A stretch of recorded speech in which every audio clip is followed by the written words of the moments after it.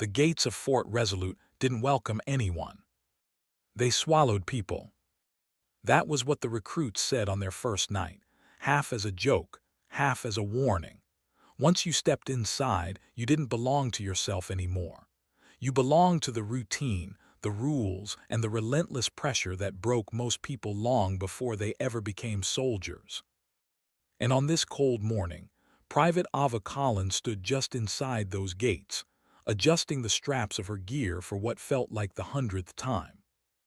Her hands weren't shaking. Not yet. The sky was still dark blue, barely touched by sunrise.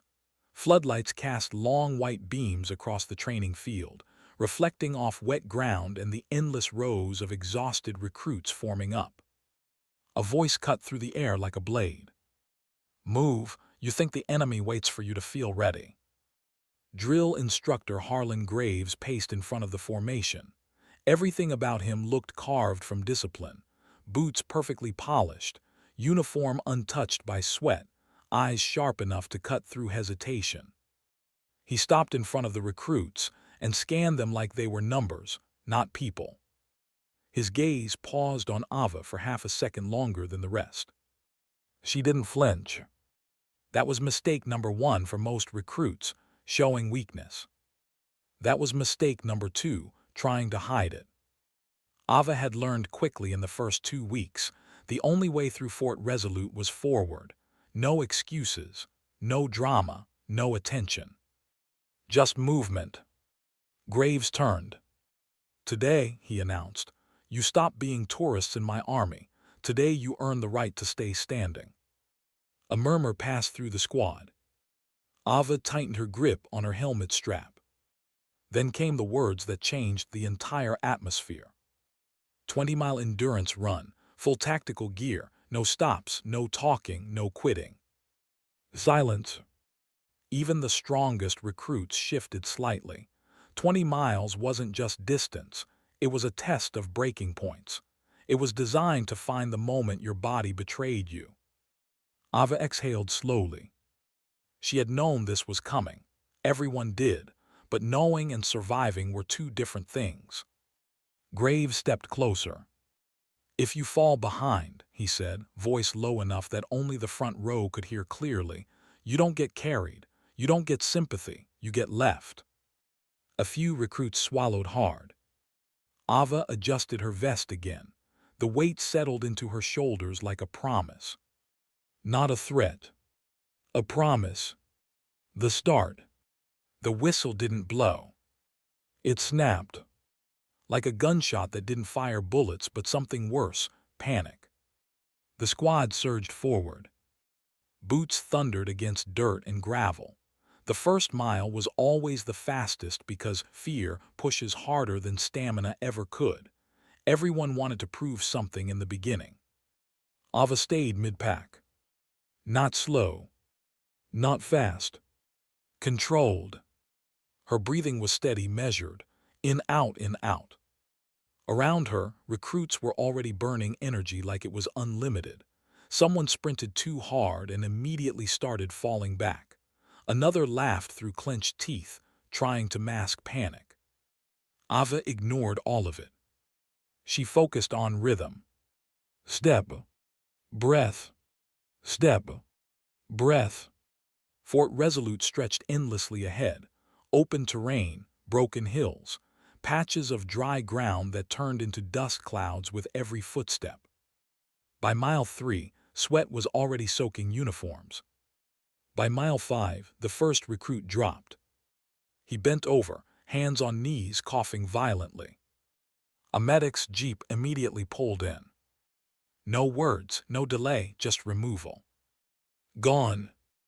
Ava watched for half a second, then kept running. The midline pressure. Mile 8 hit differently. The sun began rising fully now, burning off the cool air and replacing it with heat that felt heavy enough to press down on shoulders. The formation had stretched. No longer a squad. Now it was individuals scattered across the field, each fighting their own battle. Ava's legs started to feel heavier. Not pain yet. just resistance. Like her body was slowly beginning to disagree with her decisions. A voice behind her cursed loudly. Someone tripped and rolled into the dirt. Another recruit shouted for water that wasn't allowed. Graves' voice echoed from a speaker mounted on a moving vehicle. Pain is not an excuse. Pain is data. Process it and move. Ava repeated it in her head. Pain is data. Not danger. Not failure. Data. Mile 10. Her breathing deepened. Her vest felt like it had gained weight, though she knew it hadn't. That was the trick. Your mind starts negotiating before your body gives up. She refused negotiation. But Fort Resolute didn't care. It waited. Patient. Unforgiving. The braking zone. Mile 12 was where reality started to bend. The heat became aggressive. Dust clung to sweat. Vision shimmered slightly at the edges like the world was losing focus. 2 more recruits dropped out. One fell to his knees and didn't get up. Another stumbled forward blindly until a medic intercepted him. Ava didn't look back this time. Looking back cost energy. Energy was survival. Her legs burned now. Not sharp pain, deep fatigue, like every muscle fiber had been slowly replaced with sand. Her pace dropped slightly, then corrected. She forced it back into rhythm. Step, breath, step, breath. Keep moving, she whispered under her breath. Not motivation. Instruction. At mile 14, she saw the lead group break apart. Even the strongest were slowing now. The field looked less like competition and more like survival lines drawn across desert ground. Ava's vision flickered for a second. She blinked it away. Bad signal. Ignore it. Mile 15. Her breathing became uneven. The rhythm cracked. In, pause, out. That pause mattered. Too long. Her body was asking questions now. Why are we still running? What are we proving? Is it worth it? Ava didn't answer. Because answers were dangerous. The collapse begins. Mile 16 was not loud. It was quiet. That was the dangerous part. There was no dramatic warning, no final signal, no heroic music, just a slow internal shutdown disguised as normal exhaustion. Ava's legs suddenly felt disconnected, like they belonged to someone else. Her vision narrowed slightly. The world tilted. She stumbled once, recovered, stumbled again. A medic jeep was far ahead, moving between fallen recruits. Graves' voice came through the speakers again. Push through the wall. But Ava had already hit it. And past it. There was nothing left to push. Only borrowing from reserves that didn't exist anymore. Her breath became shallow. Her arms felt heavy. She tried to adjust her balance. But her knee buckled. Just slightly. Just enough. Her body didn't argue anymore. It simply stopped obeying. Ava fell forward into the dirt. No scream. No dramatic collapse. Just impact. Dust rose around her like smoke. For a moment, everything went silent. Even the world seemed to pause. Her fingers twitched once against the ground. Then stopped. Aftermath of the fall. Boots approached. Slow. Deliberate. Drill instructor Graves stopped beside her. He didn't rush. He didn't kneel. He just looked down. Around them, the training continued. Recruits ran past, some glancing briefly but refusing to slow down. Fort Resolute did not pause for one fallen soldier. A medic arrived. Heat exhaustion, the medic said quickly, kneeling. Vitals unstable but stable enough. Graves didn't respond immediately. Then coldly, Remove her. The medic hesitated. Sir, she might recover quickly. Graves cut him off without raising his voice. She collapsed at 16 miles. In real combat, that's death. A pause.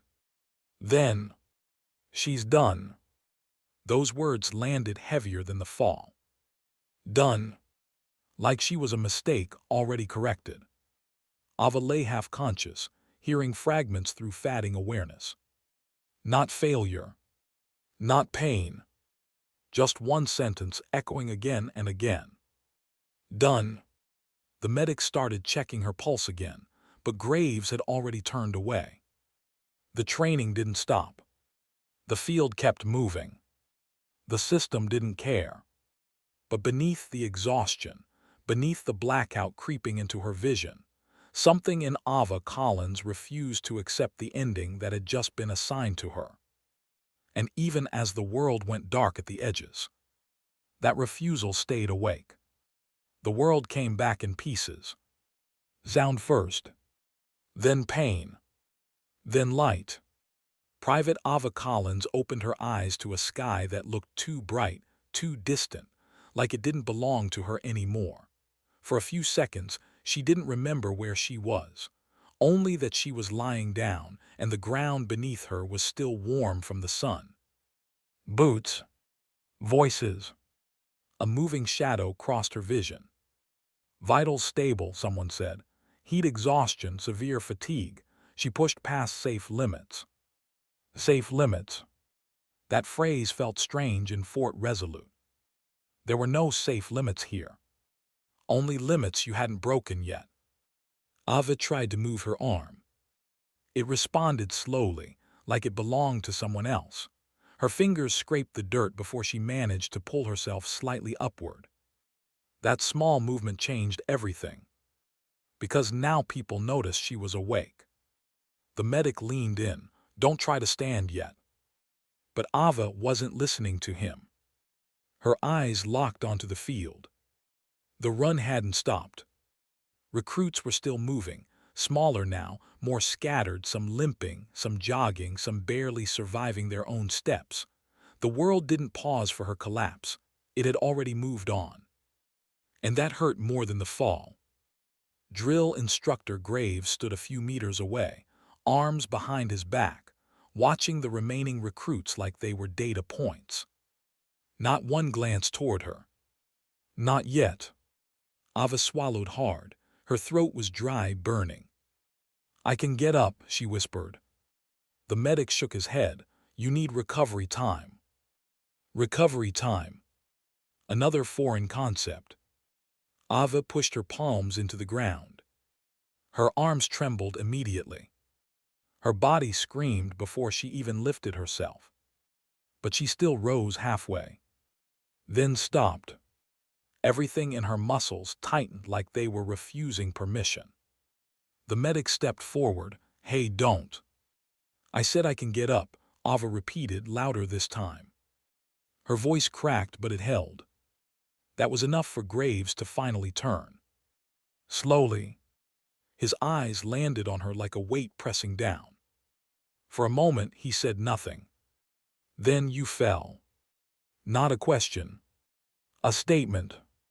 Ava met his gaze, even though her vision still flickered at the edges. Yes, she said. A pause. Graves took a step closer, at 16 miles. Yes. Another pause. Around them, the training field didn't stop. That was intentional. Everything here was designed to make you feel small when you broke. Graves tilted his head slightly. And you're still breathing. Ava didn't understand the point of that comment. But she answered anyway, yes. A faint shift in his expression, not sympathy, not anger. Assessment. Then he said something that changed the air completely. In real combat, 16 miles is not failure. It is death distance. Silence tightened around them. A few nearby recruits slowed, listening despite themselves. Graves continued. You don't stop because you're tired. You stop because you're either dead or not trained enough to continue. He looked at her directly now. So tell me, Private Collins, which one are you? The question wasn't cruel. It was worse. It was testing whether she still belonged in the system. Ava's body was shaking slightly now, not from fear. From refusal. I'm not done, she said. A few recruits exchanged looks. The medic opened his mouth to protest, but Graves raised a hand, stopping him. Graves studied her for a long moment, then turned slightly toward the field. Stand up, he said. It wasn't encouragement. It was instruction. Ava hesitated for half a second, then forced her hands under her. Her muscles screamed as she pushed upward. She rose halfway, stopped, almost collapsed again, but didn't. Something inside her locked into place. Slowly, painfully, she stood fully upright. The world swayed, but she stayed standing. Graves watched her carefully, then said, "You're not cleared to continue." A pause. "But you're also not dismissed." That sentence confused everyone nearby. Ava didn't move. Graves stepped closer. "You failed the endurance test," he said, "but you didn't quit." He looked toward the remaining recruits. "And quitting is the only failure I cannot train out of." A long silence followed. Then he pointed toward the field. "Go back to recovery." Ava blinked. That wasn't what she expected. Not dismissal. Not punishment. Just return. She tried to speak, but her voice was rough. "Sir, I can finish it." Graves didn't look impressed. "You already did what most don't survive," he said, "but survival is not the same as completion." A pause. Then colder. "You will break again if you continue today." That hit harder than any insult. Because it wasn't doubt. It was certainty. Ava looked down at her shaking hands. For the first time, she felt how close she had come to nothingness. Not failure shut down, complete system failure. But something in her still refused to accept the ending, even if her body couldn't continue. The night after the collapse. That night, Fort Resolute was quieter. Not peaceful, just quieter. Ava lay in the recovery barracks, ceiling fan spinning slowly above her. Her body ached in places she didn't even know could hurt. Every muscle felt rewritten. Every breath felt heavier than it should. She stared at the ceiling. But she wasn't resting. She was replaying the moment she fell. 16 miles. Not enough. That number repeated in her mind like a warning. Other recruits in nearby beds were asleep or whispering quietly. Some were already talking about quitting. Others were pretending they hadn't seen her collapse. But Ava wasn't thinking about quitting. She was thinking about why she fell. Not emotionally. Mechanically. What failed first? Breathing. Packing. Hydration. Mental focus. She replayed it again and again. Like an error report. Because to her, it wasn't humiliation. It was data. At some point, a shadow appeared near her bed. She didn't look up immediately. "I thought you'd be asleep," Graves said. Ava turned her head slightly. He stood there, hands behind his back again. Not as drill instructor now. Just observing. Ava swallowed. "I shouldn't have fallen." Graves tilted his head slightly. "Incorrect." That surprised her. He continued, "You should not have ignored fatigue signals." A pause. "But falling is not the problem." Ava frowned slightly. "Then what is?" Graves looked at her directly. "Stopping there is the problem." Silence. Ava processed that. He wasn't saying she failed. He was saying she stopped at the wrong moment. Graves stepped closer. "You didn't lose strength," he said. "You lost structure." Ava didn't fully understand. He pointed lightly toward her chest. Your system is untrained for sustained collapse recovery. Then toward her head. And your mind still treats pain as a stop sign instead of information. A pause. That's fixable. Ava's eyes sharpened slightly, so I can do it again. Graves didn't answer immediately. Then, yes, just that. Ava sat up slightly despite the pain. When? Graves almost allowed a faint expression, almost. Not tomorrow, he said. He turned toward the door. But soon. He paused before leaving. And next time, you will not collapse at 16. Ava watched him go. But this time the word done no longer echoed in her mind. Something else did. Not encouragement. Not hope. Structure. And rebuild. Fort Resolute didn't call it recovery. It called it reconditioning. And Private Ava Collins learned quickly that the difference between the two words mattered more than pain itself. Recovery meant rest. Reconditioning meant rebuilding something that had already broken. The next morning, she was back on her feet before sunrise. Not because she was fully healed. She was. Her legs still felt like they were made of weak wire. Her shoulders ached with every movement. Even breathing too deeply sent a dull shock through her ribs. But she was up. That was enough. The barracks doors opened at exactly 500 hours. A voice outside shouted, "Recovery Group, form UP." Ava stepped out with the others. The air was cold again, sharp, clean, unforgiving. The training field looked different in the early light, less chaotic, more structured, like the world itself was holding its breath. Drill Instructor Graves was already waiting.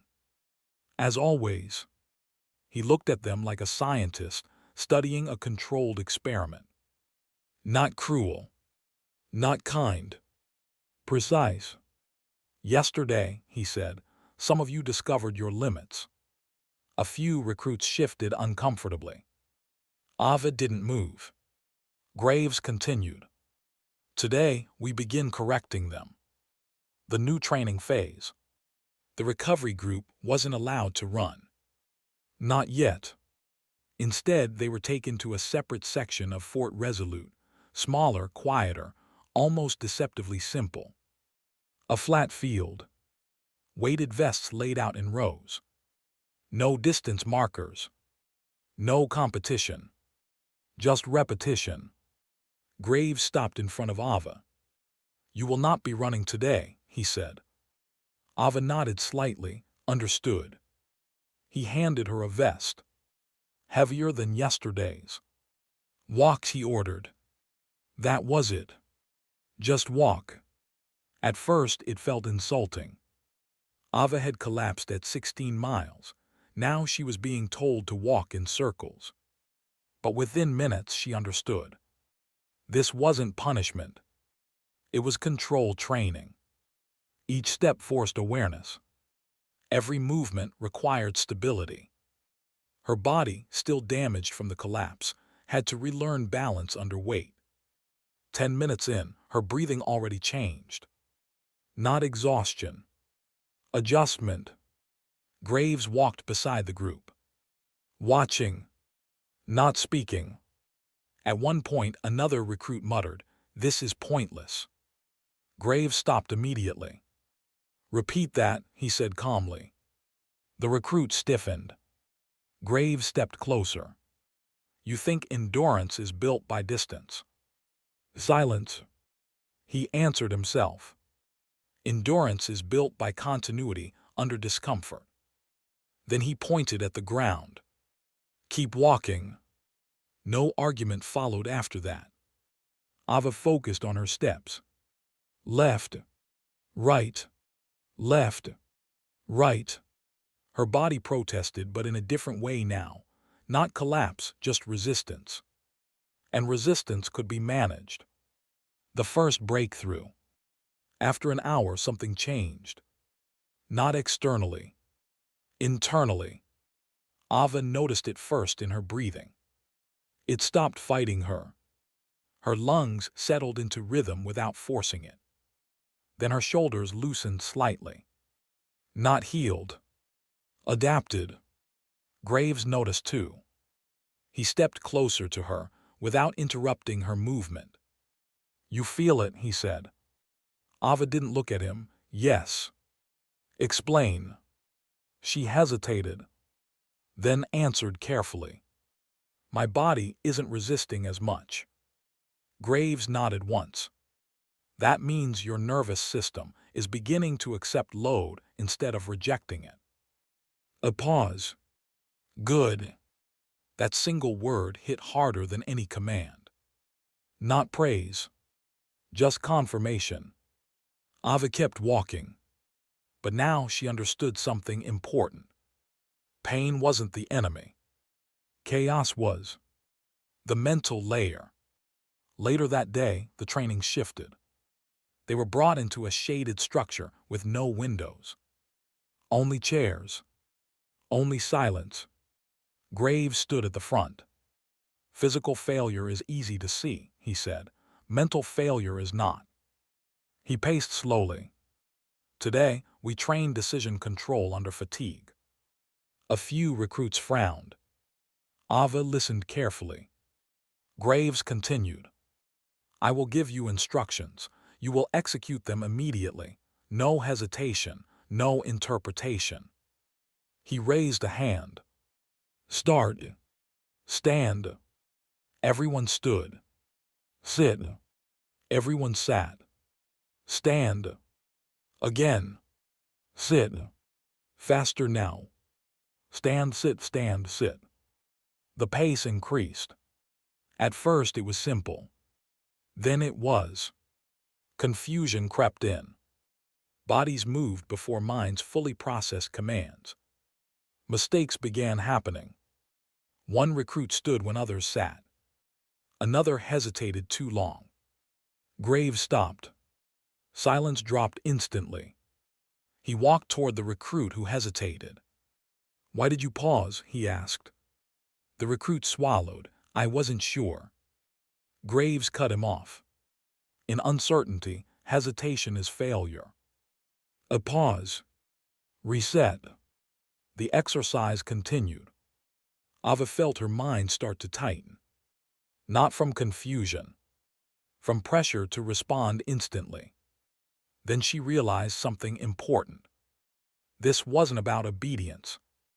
It was about eliminating internal delay. The gap between thought and action. Graves was building reflex-based discipline. And Ava began adapting faster than she expected. Not perfect, but improving. Night reflection. That night, Ava didn't sleep immediately. She sat on her bunk, staring at her hands again. But this time, she wasn't replaying failure. She was mapping response patterns. When her collapse happened, there had been early signals. Breath instability, muscle fatigue, mental drift, hydration depletion. She listed them mentally like checkpoints. Then something clicked. She didn't fail suddenly. She failed gradually, which meant it could be prevented. A voice broke her thoughts. "You're still awake." It was another recruit, Mason, from the endurance group. Ava nodded slightly. Mason sat on the edge of his bunk. "You're the only one who stood up again after collapsing," he said. Ava didn't respond immediately. "Then I didn't stand up," I continued. Mason gave a short laugh. "Same thing." Ava shook her head slightly. "No," she said quietly. "Standing up is recovery, continuing is correction." Mason looked at her strangely. "That sounds like Graves." Ava didn't deny it. Because it did. But not because she was copying him. Because she was starting to understand him. The shift in Graves' attention. The next morning, something unexpected happened. During inspection, Graves stopped longer in front of Ava than anyone else. He didn't speak immediately, just observed. Her posture, her breathing, her recovery response. Then he said, "You adapted faster than expected." Ava didn't react outwardly. "Thank you, sir." Graves corrected her immediately. Not praise, observation. A pause. "You are no longer in recovery group baseline." A few recruits glanced at her. Graves continued, "You will re-enter controlled endurance tomorrow." Ava's heart rate increased slightly, but she controlled it. Understood. Graves stepped closer, but not at full load. He looked at her carefully. "You will run half distance." A pause. "Then continue walk protocol immediately after." Ava nodded. Understood. Graves turned to leave, then added something over his shoulder. "Let's see if you break the same way twice." And for the first time since her collapse, Ava didn't feel fear at that statement. She felt analysis, because she already knew the answer. She wouldn't break the same way again. The morning of the run arrived without ceremony. No speeches, no build-up, just silence over Fort Resolute, as if the base itself was waiting to see what would happen next. Private Ava Collins stood at the starting line again. Same field, same dust, same cold air cutting across her face before sunrise. But she was not the same person who had collapsed at 16 miles. That version of her felt distant now, like someone she had studied, not lived as. Around her, the endurance group lined up. Some glanced at her briefly, remembering what had happened last time. Others avoided looking at her entirely, as if memory itself might slow them down. Drill instructor Graves stood ahead, arms behind his back. Observing. Waiting. He raised a hand. No countdown. No warning. Just move. The squad launched forward.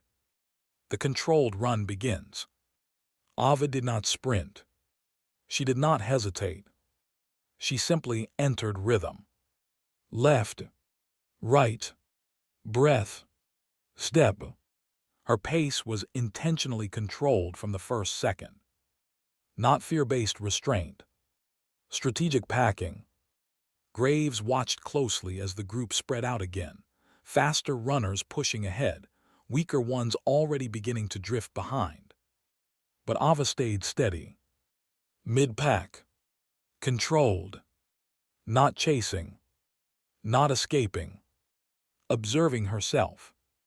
Mile 2 passed without incident. Mile 5 brought the first wave of fatigue across the group. Breathing grew louder. Posture began to shift. The early adrenaline faded, leaving reality behind. Ava adjusted her breathing slightly. Not reacting. Correcting. She remembered everything from her collapse. The moment her breathing lost rhythm. The moment fatigue became confusion. The moment confusion became shutdown. She refused to let those steps repeat. The test returns. By mile 10, the field looked familiar. But Ava didn't feel the same pressure anymore. The heat was present, but manageable. The weight of gear was present, but expected. Her body was working with her instead of against her. That was the difference. Graves' voice came through the field speaker. Half distance reached, maintain control. Half.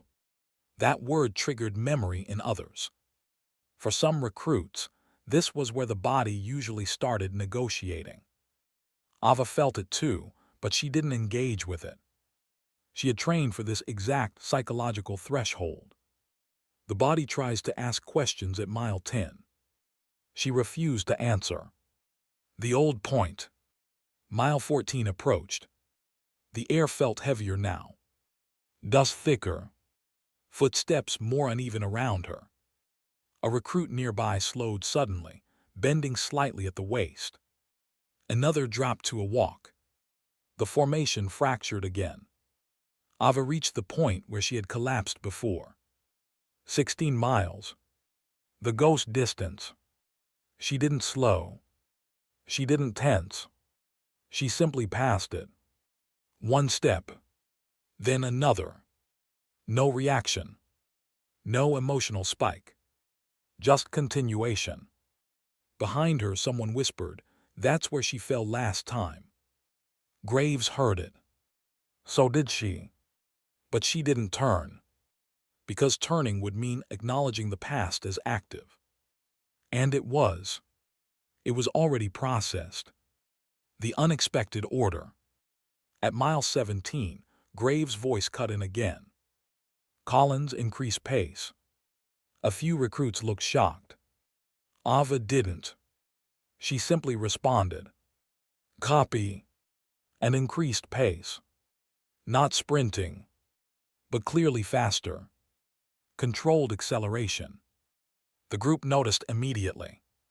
The dynamic shifted. Now she was no longer just surviving the run. She was packing through it deliberately. Graves watched closely, eyes narrowing slightly. This was the test inside the test.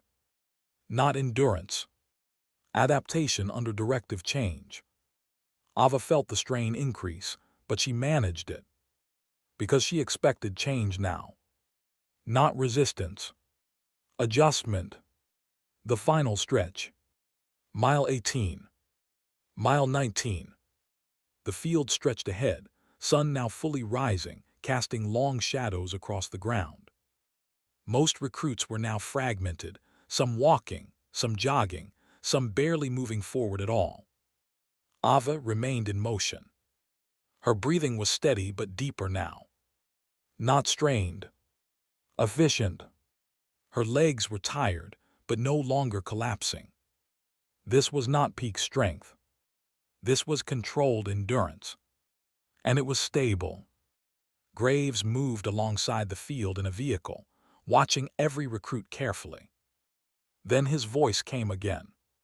Final mile, no further instructions. Silence followed. This was where most breakdowns happened. Not because of distance. Because of anticipation. The mind always expects collapse near the end. Ava recognized the pattern. And refused it. The moment of decision. As she entered the final mile, something subtle changed. A recruit ahead of her stumbled and fell. Another stopped completely. The field fractured further. Ava kept moving. But now she was no longer just running. She was evaluating. Her breathing. Her posture. Her energy distribution. Everything was under conscious control. Then she realized something important. She wasn't close to collapse. Not anymore. Her system had adapted beyond the previous limit. Not dramatically. Not suddenly. But structurally. She had rebuilt her threshold. Graves' voice came one last time. Finish. A simple command. Ava increased pace slightly. Not because she had to. Because she could. The finish line. The finish line wasn't marked with celebration. Just a painted line across dirt. A simple boundary. Ava crossed it. No collapse. No stumble. Just completion. She slowed to a walk only after crossing. Then stopped. Her breathing was heavy but controlled. Her hands rested naturally at her sides. Behind her, other recruits crossed in scattered intervals, some collapsing immediately, others walking in silence. Graves stepped out from the vehicle. He walked toward Ava. The field slowly quieted. He stopped in front of her. Studied her. For a long moment, he said nothing. Then, "You did not break." Ava didn't respond immediately. Because she understood this wasn't praise. It was verification. Finally, she said, "I adjusted." Graves nodded once. That is correct. A pause. Then he added, You are no longer the same failure point. Ava looked at him. I won't collapse at 16 miles again. Graves' expression remained controlled. I know. Another pause. Then quietly. That was never the real test. Ava frowned slightly. Then what was? Graves looked out over the field of exhausted recruits. Whether you could rebuild yourself after failure without losing direction. He turned back to her. And you did. Silence followed. Not heavy. Just complete. After the run. Later that evening, Ava stood alone near the edge of the training field. The sun was setting now, painting the sky in deep orange and fading gold. Her body was sore but stable. Her mind was quiet but focused. Mason approached from behind. You made it look easy, he said. Ava shook her head slightly. It wasn't easy, she replied. It was corrected. Mason laughed softly. That sounds worse. Ava looked at the horizon. No, she said. It means it can be repeated. A pause. Then she added, Better. Mason didn't respond for a moment. Then simply nodded. From a distance, Graves observed them. Not interfering. Not speaking. Just watching. Because for the first time since Ava Collins had entered Fort Resolute, he wasn't evaluating whether she would survive. He was watching how far she would go next.